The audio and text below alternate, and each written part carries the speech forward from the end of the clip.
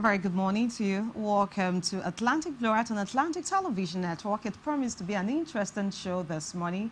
You know what it is? It's Friday. It's a cloudy Friday right here. I don't know what the situation of the weather is over there, but we're here to keep you warm, keep you informed, and of course, entertain you a bit. That's why we're here. Welcome to the show. On the line of this morning, we'll be talking about the rising cost of food. We'll be looking at that. Of course, we have experts and, of course, stakeholders that will be talking to us in that line. And not to forget, it's Friday. We'll try to tone down the show a bit. We'll be talking about the Nollywood sector, bringing the business side of Nollywood. Of course, we have a guest that will be walking us through some informative analysis regarding that. But quickly, we'll look at what's trending on the news. I'm Flora Duke. The condition of the Akpaja Bridge along the Ogoni axis of the East-West Road in Eleme, Rivers State has not improved even after some work has been done on it. Following a series of protests by both residents and road users, the people of the area have insisted on complete reconstruction of the bridge, stressing its dilapidating state has resulted in countless accidents and traffic hold-up in the area. Speaking with Atlantic Television Network, residents in the area stressed the need for government to come to their aid. But take a look at the stories now. It's very, very bad. One truck entered the water with 2 containers because of how the bridge is shaking. It remains small to collapse. So they can come and walk it before people will die. Because this road don't cause many accidents. Even if you get one time where 2 trailers fall inside here. So what did they supposed to do? They supposed to walk the bridge, you understand? Because this road now don't they swear away. As they pass that road, they worry also. I want God to touch them to walk on the bridge. Now, while the Eleme local government chairman, Obari Tomen Oler, after he was sworn in over a month ago, had issued a 14-day ultimatum to the Ministry of Niger Delta Affairs and the federal government to commence work on the collapsing bridge. He threatened to shut down the road completely if the ultimatum is not adhered to by the minister. Obari Liometer lamented the countless visits and inspection of the said bridge by Minister of Niger Delta Affairs, Godswill Akpabio, and have yielded no positive results. He struck up. Eleme local governments, between now and 14 days, if federal government does not commence work on this road, we will shut down this place. Eleme who have been neglected. Senator Godswill Akpabio, you came here a few months ago and you are playing gimmicks with our people. Yes. You told them that you will do a construct flyover, the road will commence, and you are playing politics with the Eleme people. This is the last time. We will not take this rubbish anymore. Enough of the gimmicks, if you ask me. Now, straight to other stories. Still looking at a story from Rivers State. Hundreds of Ibutarium, Ajakaja, Dema, and Sagama community members in Andoni local government area of Rivers State who flee their homes due to court-related crisis since 2019 are calling on the federal government and, of course, state government to deploy more security agencies to forestall any breakdown of law and order in the area. Some members of the affected communities told Atlantic Television Network they want police station built in their various communities. The affected members of the Ibutarium narrated their experience during the crisis. Let's hear them out.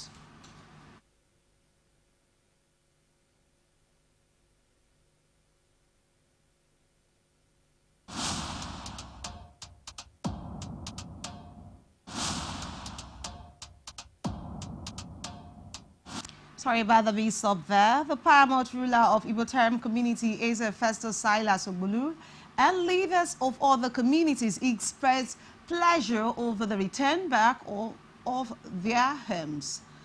Meanwhile, the local government council chairman, Erastus Awuto, while cautioning youth to show violence and embrace peace, said Ibutarium community would no longer be safe haven for courtists.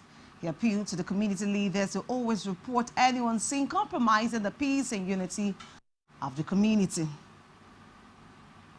The trial involving the publisher of Sahara Reporters Omoyele Sowore and Olawale Bakare has suffered a setback at the Federal High Court in Abuja. The presiding judge, Justice Ijeoma Ojukwu, has been transferred to Calabar and has informed the Chief Justice, Justice Soshiro, that although she would continue with other cases, she would no longer preside over Sowori's case. This implies that the case marked will have to start afresh for the second time. This is just as two judges have refused to take up Sowori's case due to its sensitive nature. The Department of State Service had arraigned Sowori Bakari before Justice Ojukwu for treasonable felony for organizing the revolution now practiced on August 5, 2019, which the cabinet saw as an attempt to disrupt peace in the country. And on the foreign scene now, the senior Chinese health official says China cannot accept the World Health Organization's plan to the second phase of the study into the origin of COVID-19. Zheng Xinping, the Vice Minister of the National Health Commission, said he is shocked by the call for further look into the pandemic's origin and specifically the theory that the virus might have leaked from the Chinese lab. He dismissed the lab leak theory as a rumor that runs counter to the common sense and science. The search for origin of the virus has become a diplomatic issue that has worsened China's relation with the U.S. and other of its allies. The U.S. and others says China has not been transparent about what happened in the early days of the pandemic. China accused critics of politicizing an issue that should be left to scientists. As well in the U.S., President Joe Biden has consciously outlined a timeline for when he expects the COVID-19 vaccine to be offered to children under the age of 12 years in the U.S. President Biden said the decision will be led by scientific data, but added that the expected rollout to begin between the end of August and October. Meanwhile, a White House official and a staff member for Speaker of the House, Nancy Pelosi of California, have tested positive for COVID-19. According to officials, both the staffers who are experiencing mild symptoms were vaccinated. While the vaccine does not completely protect a person from getting transmitted COVID-19, it does decrease the severity of the symptoms if the person were to contract the virus. Still in the U.S., hospital officials in Northeast Florida are urging people to take vaccine, as the number of COVID-19 patients is approaching or exceeding levels that saw during the worst of the pandemic, amid rampant spread of the more transmissible Delta variant of the virus. We're going to break now. We'll bring you our first topic, the rising cost of food items in Nigeria. Stay with us and let my guests join us. We anchor on the facts, breaking news and in-depth interviews on a wide range of topics. Atlantic Television Network, home for in-depth reportage, facts, professionalism, all the news you need. Atlantic Television Network. Atlantic Television Network. Atlantic Television Network, anchoring facts.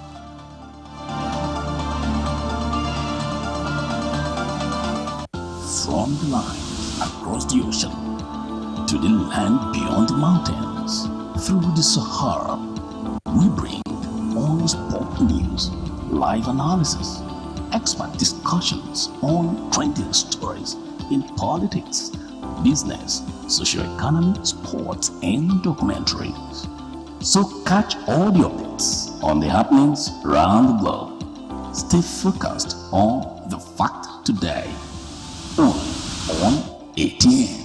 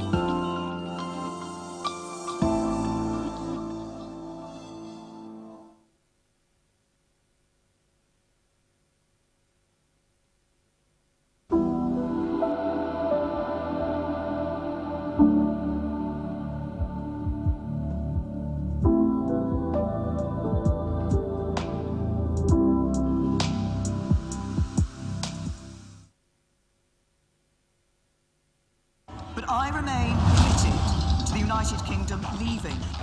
Since I became Prime Minister, I've said we must get on and get Brexit done on October the 31st so that this country can move on.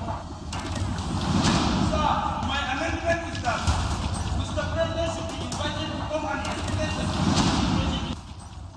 For the Nigerian government to stop killing its people and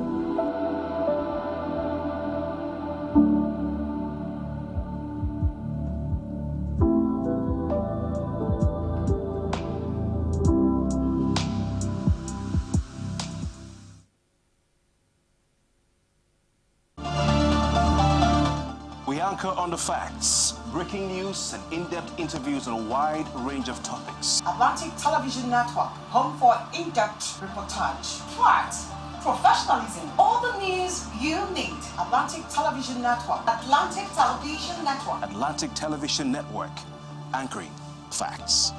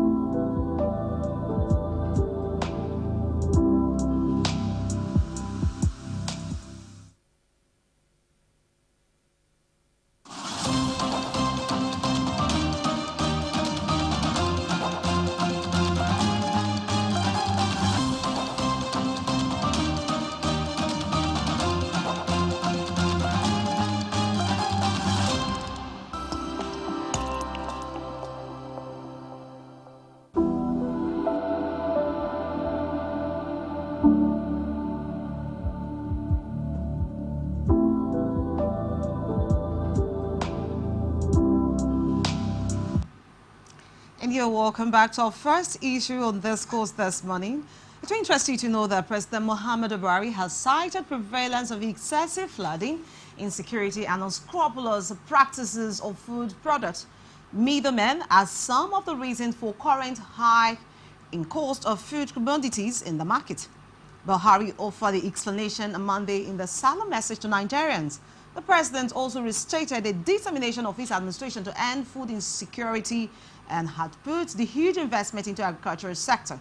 He appealed to Nigerians to be patient with the administration over the situation, assuring government was already working on easing the tension caused by some of the mentioned factors. Reflecting on the current challenges facing the country, the president stated COVID-19 pandemic has taken a heavy toll on the economies of all countries, including Nigeria. In addition to the fact that floods have caused large-scale destruction to agricultural farmlands, thereby impacting negatively on our effort to boost local production in line with our policies to drastically reduce food importation. This, he explained, has led to food inflation, with the government is working hard to address. It will interest you to know that amidst the inflation, insecurity, and the wind and value of Naira, the hike in price of food has made life increasingly difficult for the average Nigerian. According to the National Bureau of Statistics, a dozen of eggs has increased by 5.48%, and the large sugar of yam has grossly increased by 32.9%.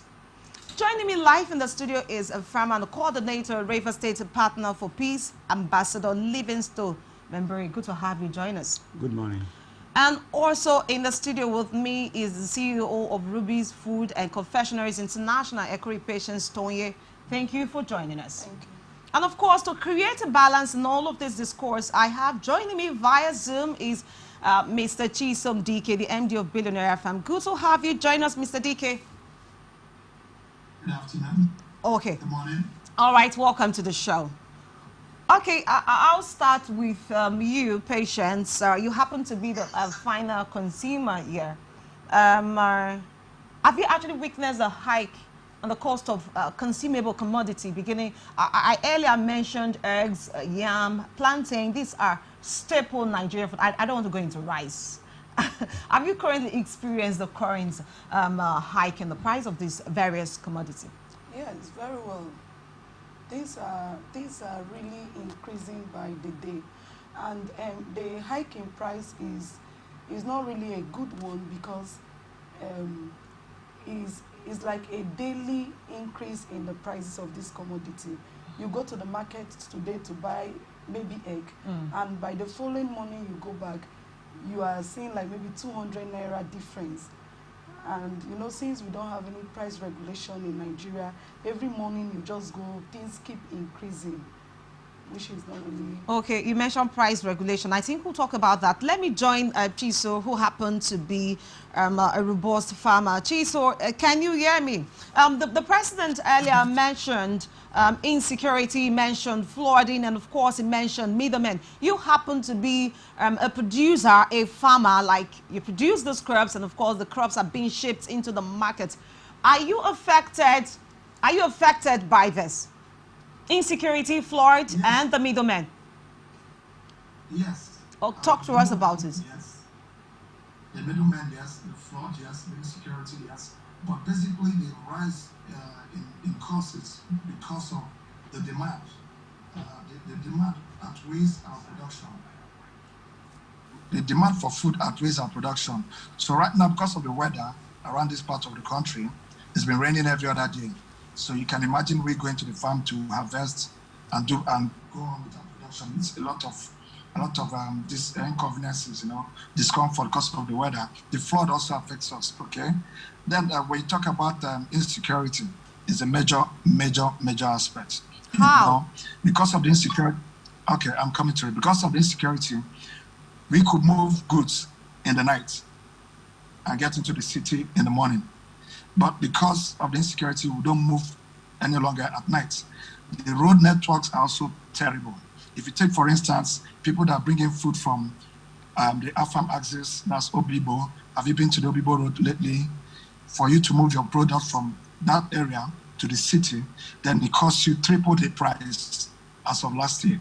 And now that it's raining, the road is flooded. There are lots of bypasses we need to take. But basically, the demand for food has outweighed our production.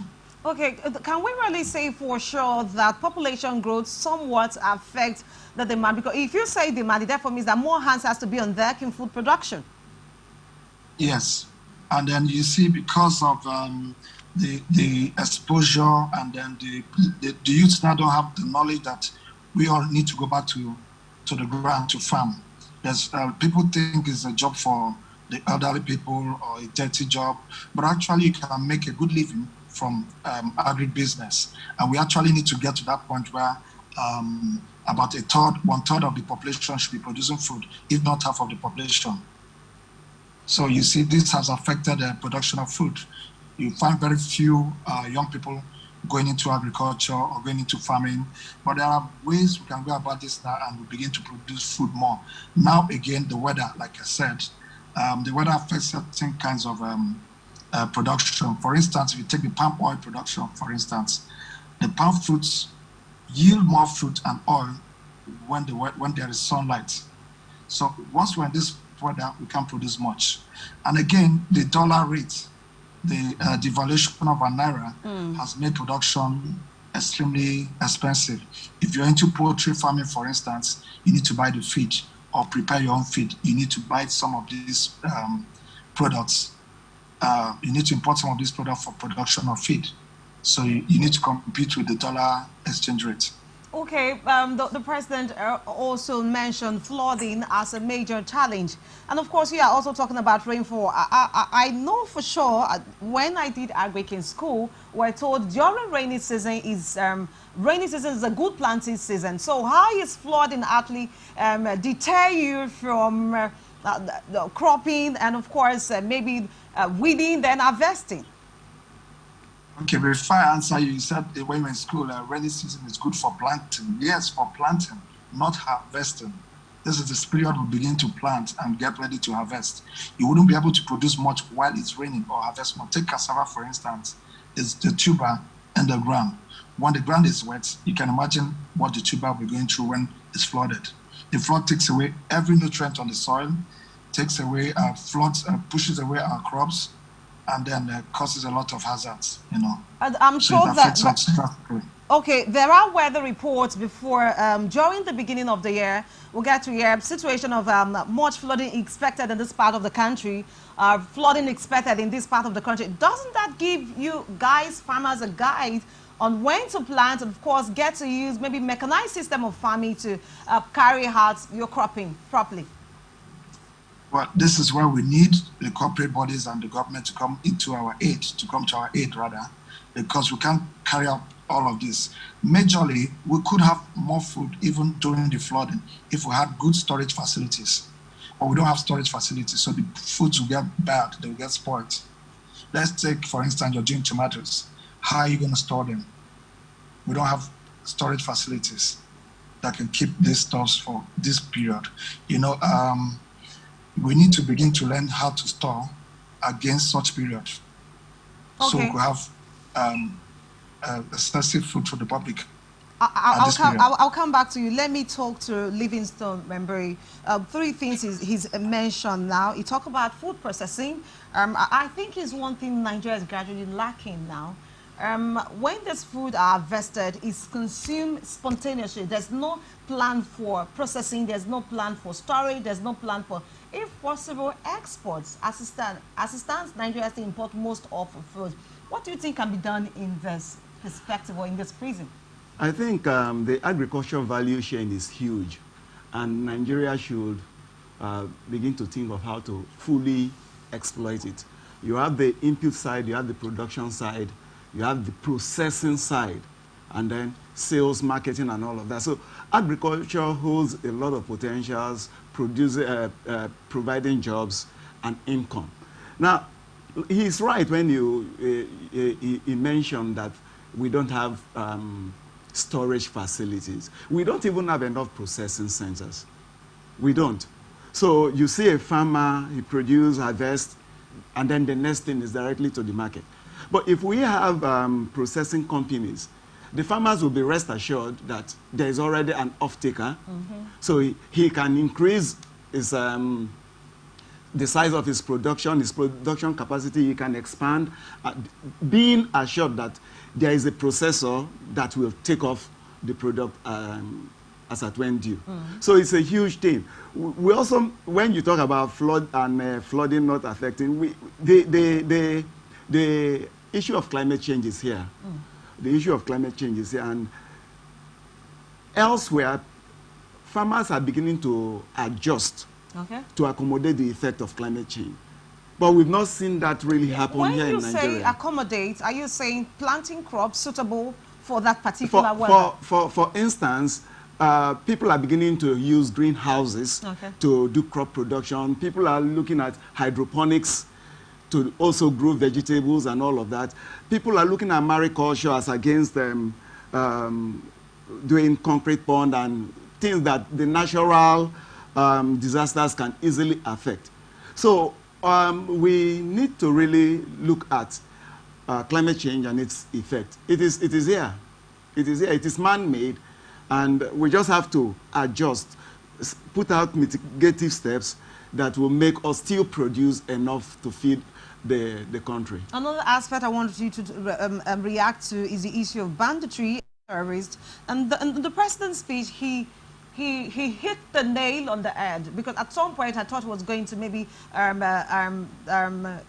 be economical with that aspect of the reality glaring before us, talking about the hazardous impact of banditry and terrorists creeping into farmlands, pushing people away from the farmlands. And again, he said this has actually reduced food production in the country. How do you jump on this? Yes, it is a clear fact. It's a clear fact. Not just banditry. We've heard of the farmer-header clash. You know, a lot of people are now afraid because you don't invest in something you know won't work. As a farmer, you are not even sure that your crops will grow until you harvest, because banditry is there. That is for producers of cow and all of that. And then the headers are there, ravaging your crops, you are damaging your farm. So insecurity has also played a major role. But to me, the present administration's policy of placing a ban on the importation of some certain food items has also contributed. Because you don't just take a policy and implement immediately without allowing for that gradual change, you understand, you don't just ban food items when you've not placed alternatives. Okay. So we have rising cost of inputs. Most of the farming inputs are gotten from outside the country. We have inflation, the dollar versus naira also affecting cost of production. And then again, do we also have input producers? In Nigeria, do we have input producers? For instance, I have a catfish farm, and the cost of a bag of feed is more like double over the past 2 years. So even if we have local companies like Port Harcourt flour mills and all of that beginning to produce feed, are they producing enough that will service the needs of the farmers? So government's policy should have sort of struck a balance between what they want to achieve and the reality on ground. Okay, So by opening the border for more goods to come in? Yes. Will that not create laziness on the part of Nigerians? No, it will not. Because Chisom earlier mentioned that youth should be encouraged to dive into farming. I think right now a lot of youths are going into farming. They are going into agriculture. I strongly feel so, because there is no employment anywhere, and with minimal capital requirements, you can start off a farm. I know of a lot of persons that are doing backyard farming. Okay, so, but away from that, you mentioned exchange rates. You mentioned depending on some of the end products to actually enhance your farming processes. Talking about getting feed for your animals, getting feed for maybe the fish or the pigs, for those who are pig rearers. I appreciate the value chain of farming. You could see, like what recently the president commissioned a very vast farm in Daura. I think that was 2 days ago or 3 days ago. We have the piggery section, we have the fish section, we have the chicken section. There's a way this thing was structured that the excrete from maybe probably the fish or the chicken are source of manure. feed, so yes, a source of manure and all that to other of the product. Can we actually enhance or integrate or incorporate these aspects into our farming system? Every farmer wants to own a farm like that, but the major issue is the cost of setting up that farm. And I want to appreciate the government of President Buhari. There have been some schemes here and there, quote and unquote, that should help farmers. But how easily accessible are these schemes to the ordinary farmer? Because some of the requirements are not something that the farmers have handy. For instance, tell me which farmer in, let us say, Emoa keeps record.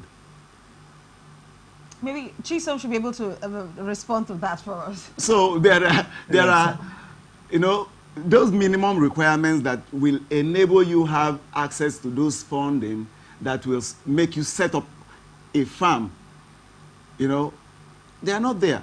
Okay, let's talk to Chisom. He mentioned funding, and he mentioned record keeping as a way of enhancing food production. Is this actually a tangent we should be looking at? Talk to us. It shouldn't be, because of what we go through. Like he said, the local farmer way back in the village, how much record is he going to keep? Why he's saying that is that's one of the criteria for you to get either the CBN loan or the agric loan and all of that. But there's something he said about closing the borders. I think for us farmers, it's a good thing to close the borders, but the government has not done enough. They should begin to set up the environment, set up avenues where farmers can get incentives, finances, and all of that. Now, let me give you an instance. The way they operate with the oil industry should be the way the government should be operating in the agri sector. You don't expect the local farmer to come from Emoha and get down to Port Harcourt just to access loan. We should have centers in the local areas. We should make it easier knowing that food production is a basic and fundamental right of the citizens. So when the government begin to look at these things critically, for instance, you don't have to come to Port Harcourt to get fuel. There's filling stations even in the rural areas. But you don't have centers. Even the local governments are supposed to have agri officers. You don't have them any longer. So they don't get the education, they don't get the incentives, they don't get the finances, they don't get any form of education. So like he said, a lot of youths are beginning to go into agriculture. That's true, but we're not going into commercial agriculture. We're not going to commercial production. We'll go to our backyards, we produce, we do our poultry. How many young fellows have a poultry of a capacity of 100,000 beds? I don't think there's anyone in River State. Oh, okay, you mentioned... You mentioned commercial agriculture. As a way of scaling up commercial agriculture, the federal government actually earmarked fertilizer scheme for farmers to get for a very subsidized rate. As a farmer, do you have access to that scheme? No, we don't. We don't. Why? There's a fertilizer, the bureaucracy and all the how to get it. It doesn't get to the local farmers directly. You have them bringing it either from, I think it's in Eleme, in the Rama, or somewhere in the River State. So how does the farmer way back in the rural area access it? Terrible. We can't access them. We don't even know where they are. We don't have enough produced. So like I said, when the government begin to set up centers or farms like the farm in Jahara, when you have it in every other state and in every other local government, people begin to we as farmers, local farmers or not that big farmers, can begin to give them our produce. Like if there's a Gary factory. Are you privy to access the Ministry of Agriculture? Because we know they have policies and programs in place to scale up commercial farming. Okay, they just have them on paper, sorry to say that. There is nothing to show for it. We've gone to the Ministry of Agric, we've gone to Bank of Agric, I am the president of River State Farmers and Food Processors, an association. So we've gone severally, and then we'll come back today, we're working on it. The state budget is enormous to take care of agriculture, but we're not seeing the implementation so far, and the year is almost gone. Okay. So we begin to wonder. I'll be coming back to you. Let me talk to patients. Now you've seen some of those challenges. Farmers, they are the producers and they know what they're actually going through. When you get to the market to get these crops, you get to, like for instance, you do more, you do so much with eggs and you keep seeing this incessant increase in the cost of eggs. What are the sellers actually giving you as a yardstick for this incessant increase? Actually, not just egg. You have flour, you have sugar, and every other thing. Now, one of their issue is the cost of transportation. Okay, when they go to buy these products, by the time they bring it to Port Harcourt, it's so expensive, and they need to sell at a level whereby they will also make profits, so that they won't go out of business. Okay, but I think as an agricultural economist, I think my own opinion is the government was too fast to close the border. They did not keep any, there was no preparation on ground. Agricultural produce is not something that grow overnight. We have annual crops, we have biennial crops, we have perennial crops. And most of these crops, like for example, groundnut right now, you can't even see groundnut anywhere. We are waiting for farmers to even dry the field they have. I don't even know what will happen next year. So the government was too fast. The essence of closing border is to help the infant industry to grow. Okay, that is the essence when you close border, to help the infant industry. But right now, it is not helping at all, because we are getting this raw material now at a very high cost. Imagine very soon we won't even have coated peanuts for 15 naira any longer. In Lagos, it's already sold at 17 naira. And that was like the most simplest snack anyone can snack on. You understand? So I think the government should adjust a little. Processing groundnut oil, sometimes I even go up to Enugu State. to get the local producer, those people that produce groundnut oil locally, and you don't even have access to them. Wow. Then too, they are complaining that they cannot also get raw material, joining with the fact of these farmers and headsmen wahala. You understand? So I think for the meantime, the government can open the border a little. Do you understand? Because people are actually a little to which products now? Like those things that we are not. For example, they can open the border to something like rice. Okay, not that Nigerians are not producing. Nigerians are producing, but what we are producing is not even enough for us. Do you understand? That is the problem we are having now. Okay, now I was talking to a flour company. I needed flour, and they were telling me that they didn't have access to wheat. Wow. Hence the sudden increase in the cost of flour. And people out there, they don't understand this thing. Wheat is not produced in Nigeria. Okay, I spoke to a farmer. That was 3 weeks ago. He says Nigerians are actually making, Bakers Association rather, are making our plans to start falling back on locally produced wheat. Do we have any of such in Nigeria currently? Well, we have, but we are looking at the capacity. Can they be able to produce to service the Nigerian market? When President Jonathan was on seat, he came up with an initiative, which the cassava flour initiative, yes, which was the intention was to balance the wheat production deficit. Okay. But how well has that initiative been pushed is another issue. So we should look at our reality and then begin to put in place things that will cushion the effect. You know, one other thing I will also like to mention as a fish farmer is the attitude of the middlemen. Attitude of who? Middlemen. Okay. Yes, okay. we are producers. We are producers. We have middlemen, and then before it gets to the market. Who are these middlemen? The fishmongers. Okay. If they come to your farm, they buy by weight. 1 kg, 10 kg, 20 kg, you know. But when they want to sell to the common man, they sell per piece. So the size of the fish determines the price. So so they use that medium to make the price so exorbitant and unaffordable yes, for they make returns. For instance, depending on how you produce, 3 or 4 pieces of fish can give you 1 kg. Oh.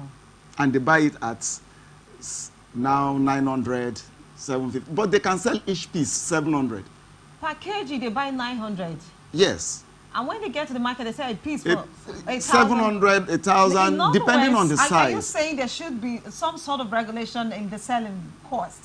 That is the Catfish Farmers Association. We are trying to work out a modality where, but even the primary producer, the farmer, should have as much profit as the middleman. You are not talking about profit. We're talking about final consumer getting it at a very affordable price. We're talking about cost. So we want to comment on this. Your final take. Chiso, are you still there? Yeah, I'm here. Okay, let's get your take on this as we round off. My take on this. He said the middlemen get to make so much. Middlemen. Yes, make so much compared to you guys who happen to be the farmer. The middleman is one big problem we have. They start the farmer or the producer, and then they sell at an outrageous price. Well, they'll give you I've had some talk with them. They say based on the fact for transportation, logistics, the tax they pay on the road, the government tax they pay at the market, all of that have made them increase their price. Okay. So that's the problem with the middlemen, but they have the excuses too. Okay, let's get your final thoughts. To me, the bulk falls back to the government. Government must have a deliberate policy towards addressing the production gap. Mm-hmm. You mentioned processing, because as a farmer, if you produce and you are not sure of the market, then it's waste of energy. So government should, well, they've come up with a lot of initiatives. They should monitor those initiatives. Okay. A lot of these incentives that should make people go into farming don't get to the farmer in the village. Most of them are elitist, so even the fertilizer scheme and all of that, they are there, but they don't get to the intended beneficiaries. So the bottleneck should be taken off and let those who need this thing so daring get it. Exactly. Your final take, Patience? Okay, I would still say that youth should still be encouraged to go into agricultural production. They should see the need for this thing. If not for anything, this 2021 has really shown us that we are really backward in production. So a lot of people should be encouraged to go back to the farm. Farming does not mean that you are not doing well or you are less privileged. No, it's a very good opportunity for us. Food is the basic thing in this life. Thank you so much. That's it. Food is the basic thing, a basic necessity. Man cannot afford or avoid for anything. Thank you. My guest has been the coordinator of Rivers State Partner for Peace, Ambassador Livingstone Membre. Thank you so much for coming. And of course, the CEO of Rivers Food Confectionery International, Ekure, Patience Tonye. Thank you so much for coming. And of course, via Zoom is Chisom DK, MD Billionaire Farms Limited. Thank you for your time. We'll go on a short break. Thank you. Atlantic Television continue after this time. We'll be talking entertainment. Stay with us.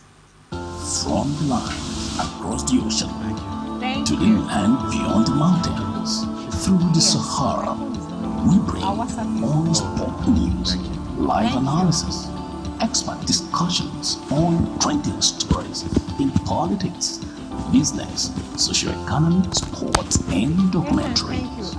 So catch all the updates on the happenings around the globe. Stay focused on the fact today. Only on ATN.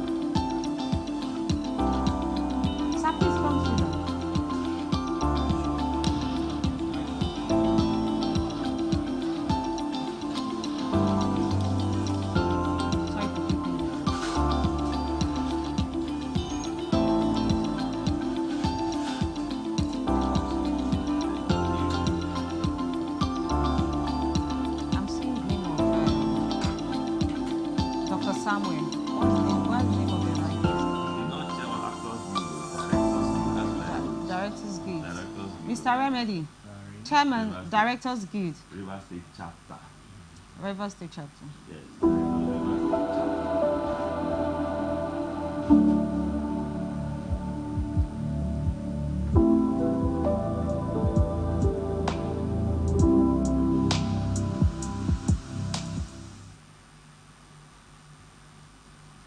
But I remain committed to the United Kingdom leaving. Since I became Prime Minister, I've said we must get on and get Brexit done on October the 31st so that this country can move on. Sir, my amendment is that Mr. President should be invited to come and explain the situation. But the Nigerian government is not killing it.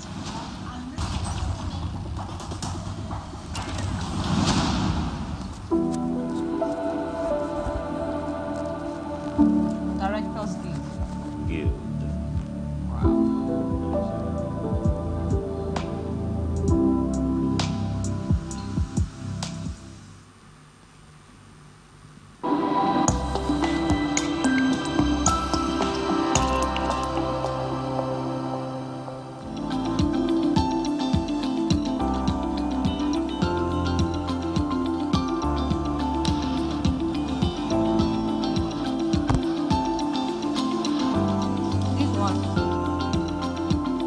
one.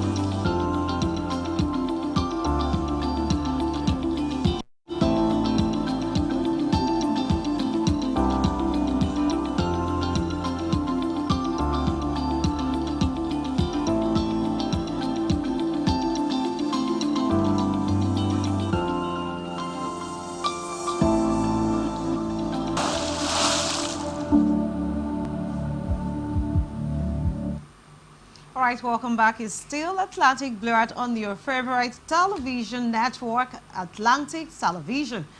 Now we shall be looking at our next topic, talking about the business making Nollywood. Now, drawing on data provided by the National Film and Video